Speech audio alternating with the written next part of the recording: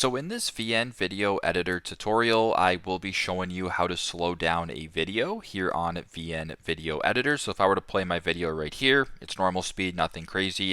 If you want to make this slower, this bottom bar, slide it to where you see speed, select it, then select regular.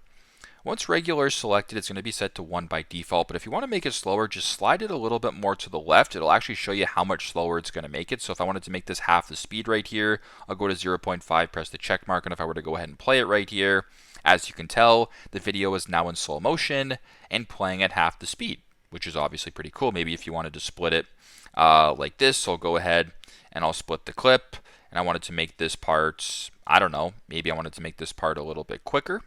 I can go ahead and bring this one back to normal. So if I were to play the two clips right here, it's going to start off in slow motion and then fast forward to a certain point back to regular time. So pretty simple, pretty straightforward. That is how to slow down a video here on VN Video Editor. Thanks again for watching and hope this helps.